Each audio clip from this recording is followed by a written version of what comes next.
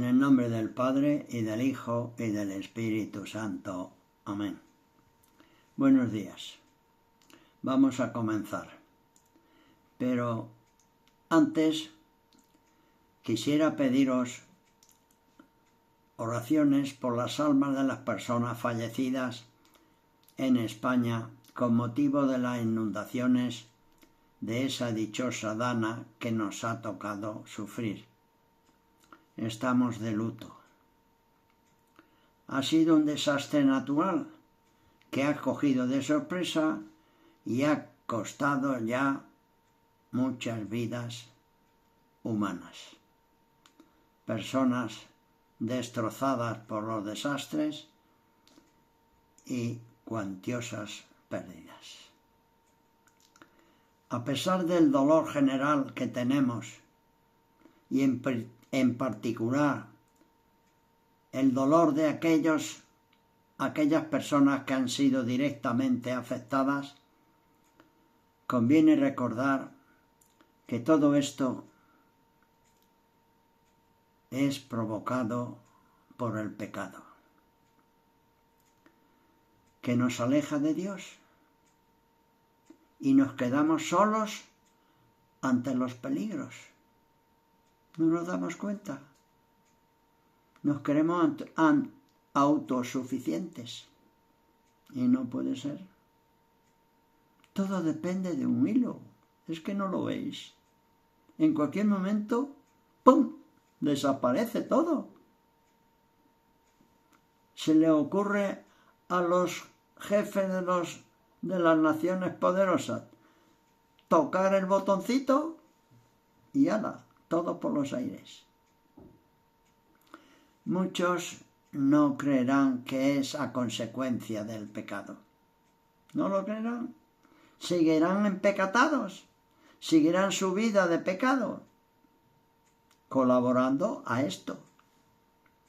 Porque si lo supieran no lo harían, seguro. Pero aquí están los resultados. Pero oye, que irán en aumento. Porque en aumento va también la separación que nos hacemos de Dios. Nos quedamos a oscuras, nos quedamos sin luz, nos quedamos sin calor, nos quedamos sin protección. Al desastre, al abismo. Lo iremos recordando para que no se olvide. Pero vamos con la charla. Esta charla que estaba preparada sobre la vida de Abraham y sus descendientes. Abraham nos había dejado un perfecto modo de obediencia y que nos sigue siendo de referencia a los creyentes, claro. El libro del Génesis nos sigue relatando historia de sus inmediatos sucesores, Isaac y Jacob. Estos tres personajes formarán el trío famoso de patriarcas, Abraham, Isaac y Jacob. Y en adelante ya veremos, y lo podremos leer en la Biblia, repetidas veces cómo se hace referencia a ellos con esta frase: el Dios de nuestros padres. En su día veremos cómo Dios, al llamar a Moisés, ¿qué le dice?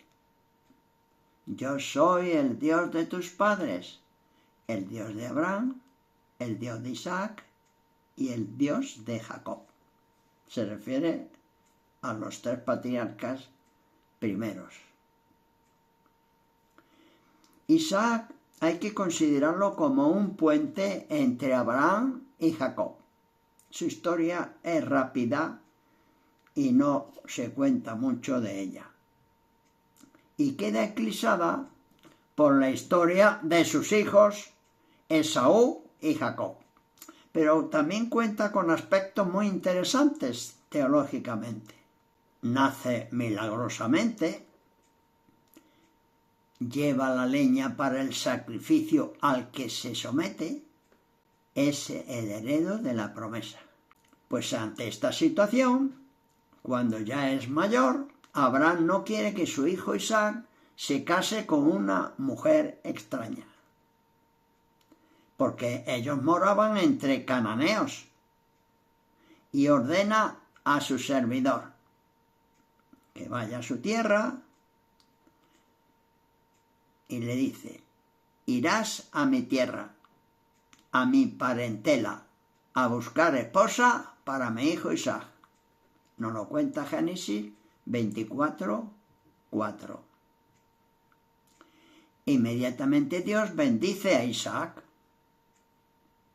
Dice en la historia que Abraham murió en salud, una salud buena, anciano y lleno de días. Y es significativo, como ya dijimos el día anterior, que es venerado por judíos, cristianos y musulmanes. Las tres tendencias religiosas lo tienen como padre. Y veamos a ver lo que nos sigue diciendo el libro de Génesis, que aunque nos dice que es la historia de Isaac, hijo de Abraham, nos lo cuenta el 25:19 de Génesis, lo cierto es que el libro se preocupa más sobre la historia de Jacob. De Isaac no habla mucho, pero veamos. Rebeca, esposa de Isaac, la cual ha ido a buscar a su tierra para su hijo, era estéril. Es curioso que los personajes famosos en mujeres empiezan su vida siendo estériles, y cuando eso sucede es que el que va a nacer es un personaje importante, o va a ser un personaje importante. Y al ser estéril, su esposo pues ruegó a Dios por ella, y su oración fue escuchada. Rebeca concibió 2 gemelos, pero fijaros, antes de nacer la cosa no podía ir peor entre hermanos. Ya se estaban peleando en la tripa de la madre. Es curioso que el hagiógrafo pone esto como una pelea entre los dos, ya siendo todavía, digamos que no totalmente formados. Porque dice el texto: chocábanse en el seno de la madre los hijos, y entonces dijo la madre: si es así, ¿para qué he de vivir yo? O sea, que la madre se daba cuenta de los movimientos de los hijos. Nos lo cuenta Génesis 25:22. El oráculo divino que recibió Rebeca tiene una serie de proyecciones teológicas posteriores.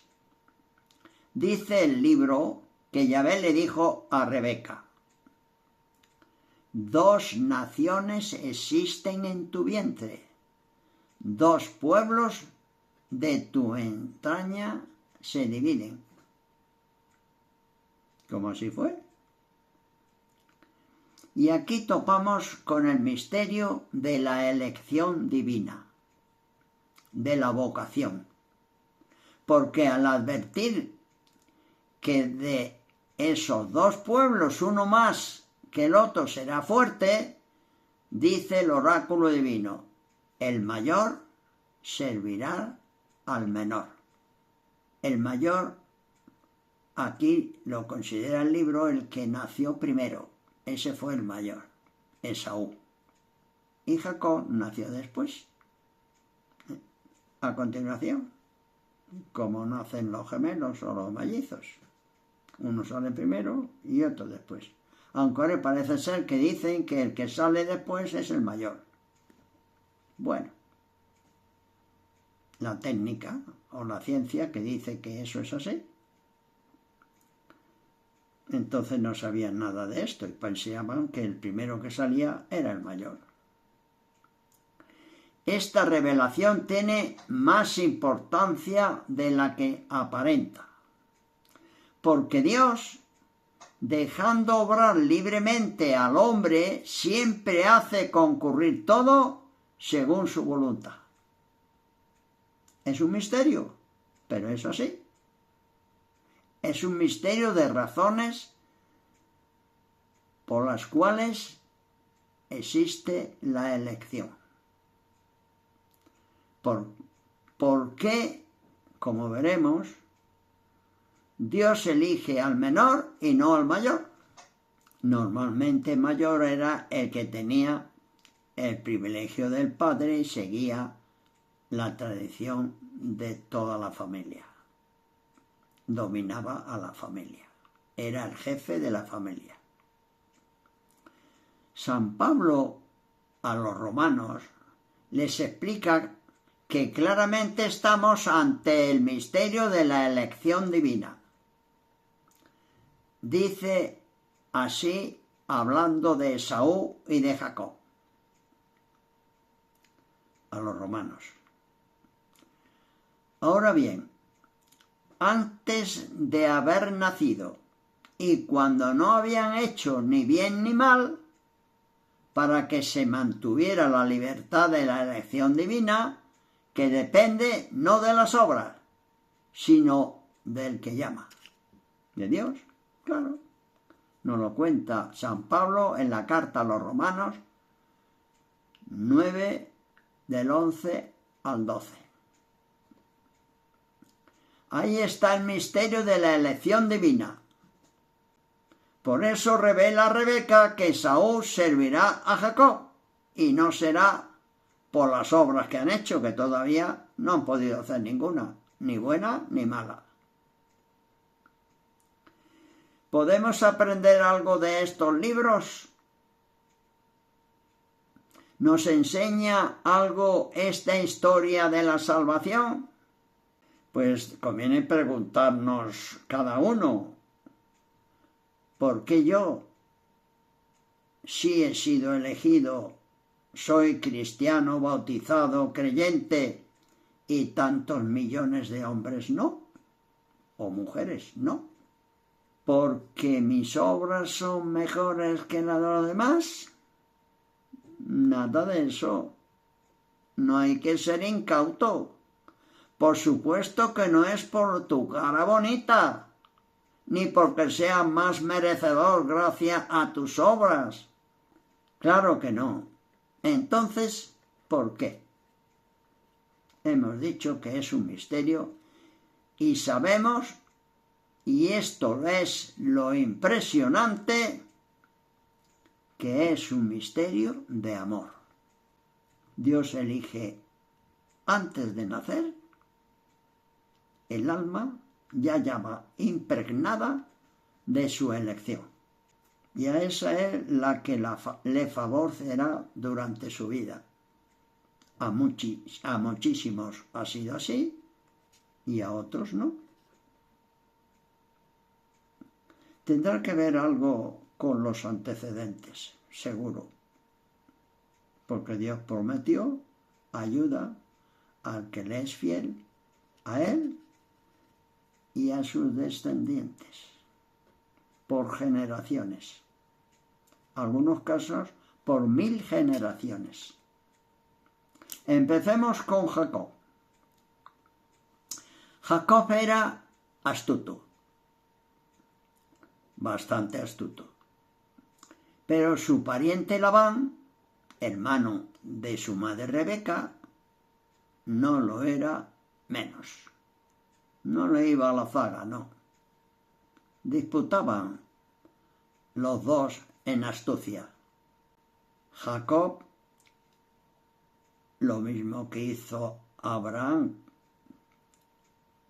mandando a un criado a su tierra para elegir esposa para su hijo Isaac, también él va a elegir esposa a su tierra, a la tierra de los padres. Y va a ver a Labán, que es, Labán era hermano de su madre, y le pide a su hija a una de sus hijas, que ya había visto a la menor antes de llegar a enfrentarse con Labán. Raquel le pidió en matrimonio a Raquel. Y el padre le dice, mejor es que te la dé a ti que se la dé a un extraño. Claro, no te preocupes, hombre. Pero claro, no te la voy a dar gratis, tienes que trabajar. Y él se ofreció a trabajar 7 años en la hacienda de su suegro para después conseguir en esposa a Raquel. Nos lo cuenta Génesis 29-19. Pero Labán le timó y en vez de darle a Raquel por esposa, le da, que era la menor, le da a la mayor, a Lía. Pero la que quería Jacob era Raquel. Aquí conviene advertir que la poligamia en estos tiempos, en esta época de la historia, estaba permitida. El pueblo, empezando a ser creado por Dios, el pueblo de Israel, que todavía no se llamaba Israel, era el grupito de personas que había elegido para formar el pueblo, pues se contaminó con el resto de los pueblos. Y Dios aceptó, aunque no de buen grado, esta situación. La poligamia estaba aceptada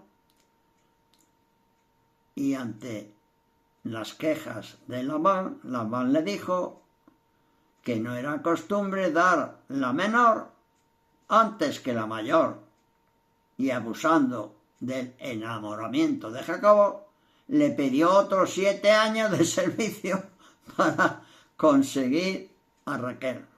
Fijaros si era tonto el tío. Bueno, Jacob, que estaba muy enamorado de Raquel, aceptó. Pero ya tenía de esposa a Lía y ya empezó a tener hijos con Lía. Es que hay que aceptar esa situación, que no es que estuviera permitido por la Biblia. En sus textos se nota que no hay una aceptación, aunque una aceptación plena, aunque una aceptación, digamos, una permisión temporal, porque Dios luego fue elevando el listón de sus exigencias en estos casos y en muchos otros. Y Jacob aceptó, a pesar de estar muy enamorado de Raquel, claro. Dice el texto que amó más a Raquel que a Lía. Estaba con las dos, pero no estaba con las dos de una manera permanente. Eligió a una primero, que era Lía, porque se la metió con calzador su suegro, y la segunda dejó a la primera y estaba con la segunda, aunque la primera seguía siendo su esposa. Y volvió a ella alguna vez, o sea que era un lío. Pero hay que aceptarlo porque era la situación histórica que existía entonces. Como he dicho antes, porque Dios luego irá permitiendo todo esto, pero luego irá elevando moralmente poco a poco, venciendo costumbres no buenas del tiempo y del entorno. Y así veremos cómo Dios ordenó luego a Moisés, el legislador: no tomarás a la hermana de tu mujer para hacer de ella una rival suya. ¿Veis? Ya con Moisés prohibió Dios tajantemente esta situación. Jacob prosperó en hacienda porque dominaba el conocimiento pastoreo, que entonces eran muy prácticos. La las costumbres que tenían de pastorear y la cría de ganado. Las dos esposas rivalizaban y luchaban por ser madres. Su deseo era tener muchos hijos y en su afán de dejar mucha descendencia cedían a sus esclavas para que concibiesen del marido, siendo los nacidos adoptados como hijos de ellas. Cuando se quedaban estériles o porque tendrían problemas de cualquier tipo, la primera esposa, digamos, era la que cedía a su criada para que el hijo que tuviera fuera suyo. Dice el Génesis: vio Yahvé que Lía era desamada y la hizo fecunda, mientras que Raquel era estéril. Génesis 29:31. Además de los adoptados nacidos de sus esclavas, también Dios escuchó a Raquel. Al final Raquel tuvo hijos. Acordándose Dios de Raquel, la oyó y la hizo fecunda. En Génesis 30:22. Entre las dos esposas y las esclavas, Jacob llegó a tener 12 hijos. Y fijaros en algo muy interesante. La solicitud de referir a Dios el éxito logrado ensalza el linaje de los patriarcas. Cuando tenían problemas no tenían hijos, y luego después si tenían hijos porque recurrían a Dios, pues resulta que entonces ellas se lo agradecían a Dios. Sabían que venía ese embarazo de la ayuda divina. Y aquí tenemos ya con los 12 hijos de Jacob las 12 tribus de Israel. Y mientras los hijos de las esclavas quedarían relegados a un plano secundario, los que habían de tener un papel destacado en la comunidad israelita eran los hijos de las esposas, que fueron solamente 4: Rubén, Simeón, Leví, Judá y José. José fue el hijo de Raquel. Y Rubén, Simón, Leví y Judá de Lía. Los otros 8 fueron hijos de las esclavas. Dice el padre Juan Prado que en este todo zurcido histórico literario se descubre siempre el hilo de oro de la providencia especial de Dios que recorre todas las páginas del Antiguo Testamento. Está claro.